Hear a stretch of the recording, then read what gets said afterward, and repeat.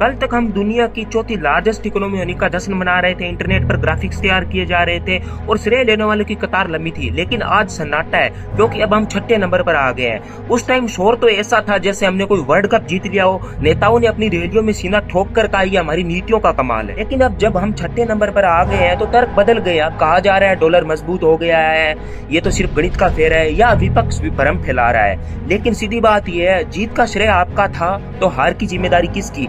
जब चौथे नंबर पर आना मास्टर स्ट्रोक था तो छठे नंबर पर आना क्या तकनीकी खराबी है? अब आते हैं उस कड़वे सच पर जो चमकती हेडलाइन में छिप जाता है। नेता कहते हैं हम 5 ट्रिलियन 10 ट्रिलियन की बड़ी इकोनॉमी बनेंगे, लेकिन क्या इसका मतलब आपकी जेब के पैसे से है? यूके की अर्थव्यवस्था हमसे थोड़ी ही बड़ी है और उनकी जनसंख्या 6.7 करोड़ है, लेकिन भारत की जनसंख्या 140 करोड़ है। इसका मतलब यह है कि अगर भारत की जीडीपी बहुत बड़ी भी हो जाए और उसे 140 करोड़ लोगों में बांटा जाए तो इसका मतलब यह है कि उनके मुंह में जीरो ही आएगा। भारत अब दुनिया की छठी सबसे बड़ी अर्थव्यवस्था तो है, लेकिन प्रति व्यक्ति आय के मामले में 190 देशों में से हम 140वें स्थान के आसपास भटक रहे हैं। देश अमीर हो रहे हैं, लेकिन क्या देशवासी अमीर हो रहे हैं? बड़ी अर्थव्यवस्था होने का मतलब यह कतई नहीं है कि आपके शहर की सड़कें अच्छी हो जाएगी, आपको सरकारी अस्पताल में बेड मिल जाएगा या महंगाई कम हो जाएगी। जब तक ग्रोथ आम आदमी की थाली और उसके बैंक बैलेंस में नहीं दिखती तब तक रैंकिंग सिर्फ एक कागजी खेल है।